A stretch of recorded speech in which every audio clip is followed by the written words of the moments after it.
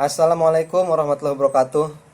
Ya, bertemu lagi dengan kami Family of Salaka. Iya, keluarga Salaka.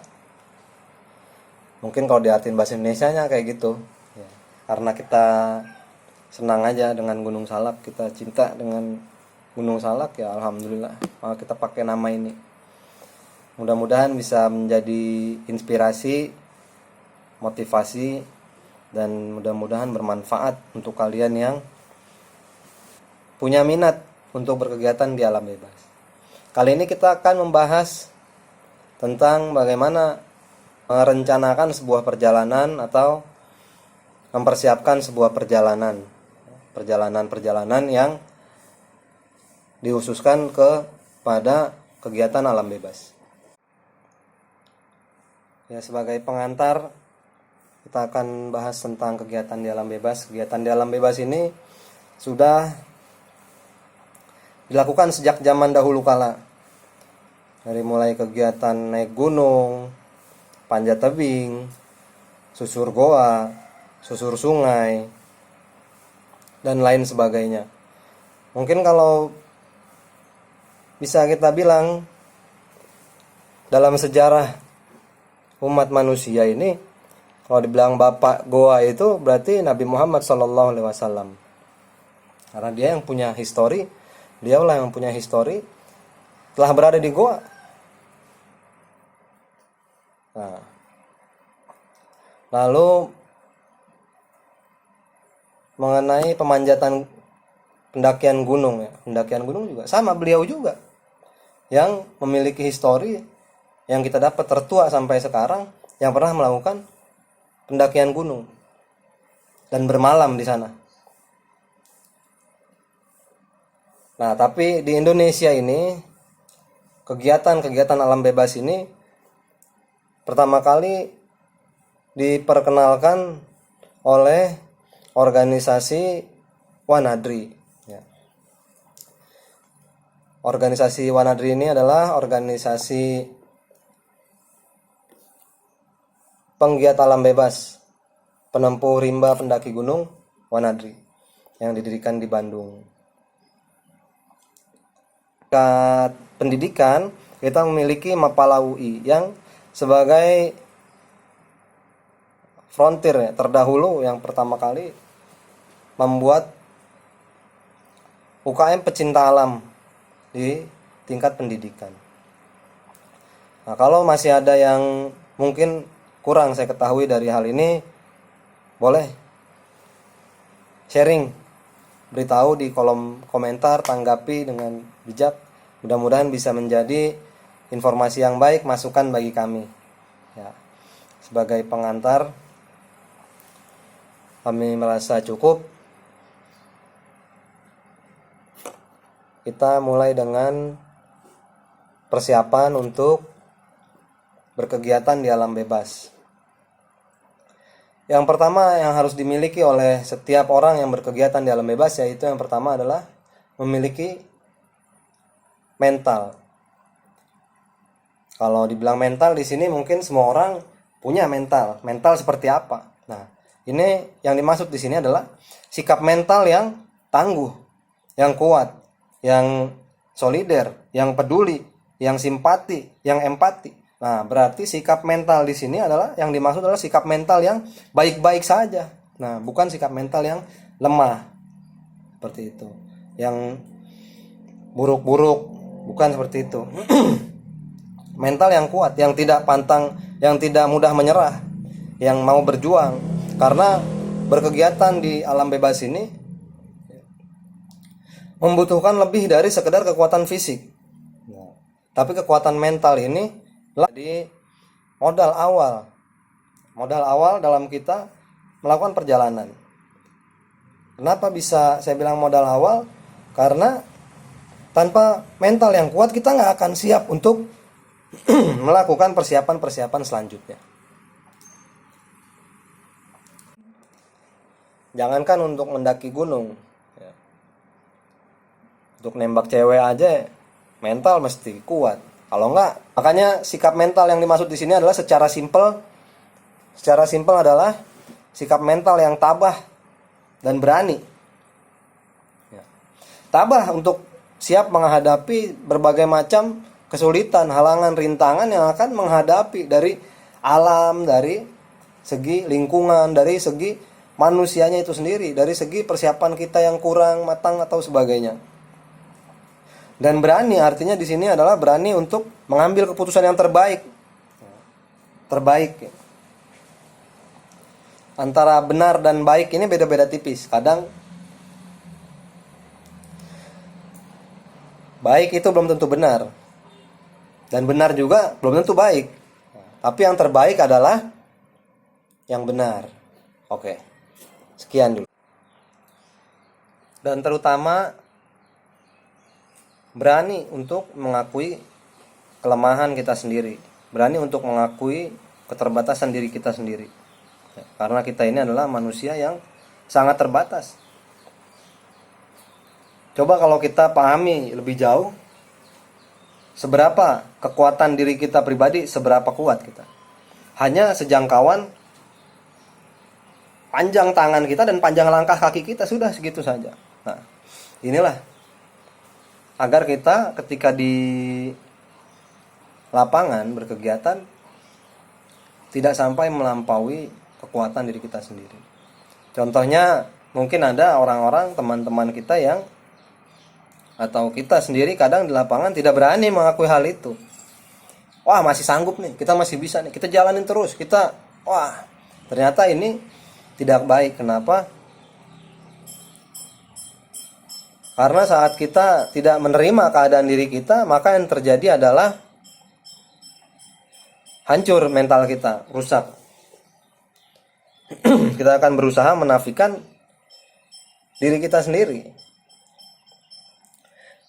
membohongi diri sendiri, artinya seperti itu. Yang kedua yang harus dimiliki oleh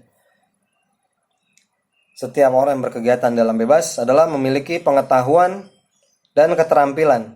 Nah, pengetahuan dan keterampilan inilah yang akan diaplikasikan di lapangan. Bagaimana kita akan pergi ke lapangan, kita akan melakukan sebuah perjalanan, walaupun hanya wisata. Tapi kalau wisatanya itu nggak ada kegiatan yang kita lakukan, kosong, nah maka ini menjadi tidak berarti apa-apa. Tapi bagaimana wisata kita itu ada ilmunya, maka kita pulang membawa ilmu. Bagaimana caranya? Dengan kita bekali diri dengan pengetahuan. Kita bekali diri dengan pengetahuan. Setelah kita tahu teorinya, nah kita coba dulu praktekkan. Sebelum pergi ke lapangan kita coba praktekkan. Nah, ini akan menjadi sebuah keterampilan yang mana kita akan aplikasikan di lapangan. Ketika kita pergi ke lapangan, kita belajar mengaplikasikan materi-materi tersebut, teori-teori tersebut. Nah, mudah-mudahan ketika kita pulang kita akan membawa ilmu.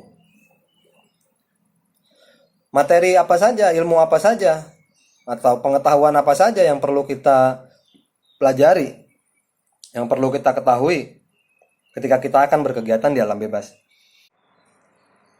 Sebagai dasar pengetahuan yang harus dimiliki oleh setiap orang yang akan berkegiatan di alam bebas, entah itu hanya berwisata atau pun melakukan kegiatan-kegiatan yang khusus, seperti memang perjalanan ini dikhususkan untuk latihan, ya, mengaplikasikan materi-materi tersebut seperti itu. Yang pertama yang harus diketahui adalah yang pertama tali temali. Pengetahuan mengenai simpul-simpul dasar. Yang kedua adalah pengetahuan mengenai bagaimana kita mempersiapkan sebuah perjalanan, yaitu perencanaan perjalanan itu sendiri. Dan lalu yang ketiga, pengetahuan mengenai ilmu medan. Dalam hal ini adalah navigasi darat. Navigasi darat dan pengetahuan mengenai cuaca. Yang ketiga adalah pengetahuan atau keterampilan mengenai pertolongan pertama pada kecelakaan ataupun bantuan hidup dasar dan sejenisnya. Lalu yang keempat adalah pengetahuan mengenai bagaimana mempertahankan diri untuk tetap hidup di alam terbuka, di alam bebas. Nah, ini sering kita sebut dengan ilmu survival ya. Ada jungle survival dan lain sebagainya. Dan yang terakhir adalah yang kelima, pengetahuan mengenai SAR, Search and Rescue. Ini akan membantu kita dalam melakukan kegiatan-kegiatan di alam bebas. Ini beberapa pengetahuan dan keterampilan mendasar yang harus dimiliki oleh setiap orang yang akan melakukan kegiatan-kegiatan di alam bebas. Lalu tadi yang pertama kita memiliki mental, yang kedua adalah memiliki modal pengetahuan dan keterampilan yang memadai, yang ketiga adalah fisik ya. Jadi selain kita punya mental, kita punya pengetahuan, keterampilan, atau bisa kita sebut dengan ilmu, adalah kita memiliki kondisi fisik yang memadai ya, yang siap untuk melakukan kegiatan tersebut seperti itu. Maka dalam persiapan setiap perjalanan ini ada juga kita mempersiapkan fisik kita, melatih fisik kita agar lebih kuat untuk berkegiatan, karena kegiatan di alam bebas ini adalah sebuah olahraga yang sangat berat. Dan yang keempat adalah etika. Etika ini sangat penting ketika kita berkegiatan di alam bebas, yang notabene kita pergi ke wilayah orang lain. Bahkan jika kita berkegiatan di wilayah yang tidak berpenghuni, maka kita sama dengan bertamu kepada alam, dimana alam tersebut nggak mungkin tidak berpenghuni. Jika nggak ada makhluk seperti kita manusia, pasti ada makhluk yang lain yang tidak kita lihat, kita tidak ketahui. Nah, maka ketika kita memasuki suatu wilayah perkampungan ya, kita pasti akan dituntut untuk menghormati, menghargai nilai-nilai yang berlaku di wilayah tersebut. Nah, inilah di sini sikap mental kita, pengetahuan kita, fisik kita, semua itu nggak kepake saat kita nggak punya etika yang baik. Kita menghargai orang lain, kita bisa bertoleransi terhadap segala perbedaan, kita bisa bersimpati terhadap orang lain. Terlebih lagi kita harus bisa berempati. Bahkan dengan teman-teman seperjalanan kita saja, kita harus saling merasakan apa yang sama-sama kita rasakan, seperti itu. Lalu selanjutnya ada beberapa hal yang perlu kita perhatikan setiap kita melakukan perjalanan. Ya, saya berusaha untuk meringkas dan mencatatnya. Ini adalah hal-hal yang perlu diperhatikan saja, bukan merupakan suatu kewajiban atau merupakan suatu yang sangat perlu, tapi ini bisa menjadi pertimbangan atau pengetahuan untuk kita dalam melakukan perencanaan dalam setiap perjalanan. Yang pertama adalah jumlah anggota dalam setiap perjalanan minimal 3 orang. Jangan memaksakan diri untuk pergi berdua jika kita tidak yakin, jika kita belum pernah tahu kapasitas atau kualitas teman seperjalanan kita, ataupun kita sendiri masih belajar. Jangan pernah melakukan perjalanan berdua ataupun sendiri, itu lebih parah lagi. Minimal kita melakukan perjalanan bertiga. Kenapa? Karena jika pun terjadi kecelakaan, jangan sampai ini kita tidak ingin terjadi kecelakaan. Jika terjadi kecelakaan atau ada salah seorang teman kita yang terkena musibah, misalnya sakit, maka satu orang akan bisa menemani dan satu orang lagi bisa pergi mencari bantuan. Kalau berdua, ini akan cukup merepotkan. Lalu kita harus menjaga agar anggota kelompok ini kita tetap bersama-sama, jangan sampai ada yang terpisah. Lalu jangan kita berusaha mendaki, berusaha melakukan sesuatu yang di luar batas kemampuan kita. Karena apa? Karena setiap kita pasti tahu batas kemampuan kita masing-masing. Jika kita mengambil resiko seperti itu di dalam kegiatan di alam bebas, ini adalah sebuah resiko yang kurang bisa ditolerir. Karena kalau kita mau melatih batas kemampuan kita, latihlah pada saat latihan, bukan pada saat kita melakukan kegiatan di lapangan. Lalu bawalah makanan, peralatan dan perlengkapan secukupnya. Tidak berlebihan dan tidak berkekurangan, secukupnya saja. Lalu kita harus membuat rencana operasional perjalanan, ya, dan checklist dari barang-barang yang kita bawa apa saja, dan tinggalkan, ya, susunan rencana operasional perjalanan kita dan checklist barang bawaan apa saja yang kita bawa, tinggalkan di rumah kita atau di sekretariat kita, tempat kita bernaung dalam sebuah organisasi ataupun komunitas, ya. Agar apa? Agar jika terjadi hal-hal yang tidak diinginkan, orang-orang yang berkepentingan, yang berhubungan dengan kita, orang-orang yang sayang sama kita bisa tahu mencari kita di mana tepatnya. Lalu kita sebaiknya mengikuti saran-saran, masukan dari para pendaki yang sebelumnya sudah pernah mendaki gunung tersebut atau sebelumnya sudah pergi ke tempat tersebut. Ataupun kita bisa lihat dari buku-buku. Nah, sekarang sudah banyak beredar buku-buku tentang perjalanan-perjalanan di alam bebas. Nah, selain saran-saran dari mereka, yang terutama adalah saran-saran dari penduduk lokal. Karena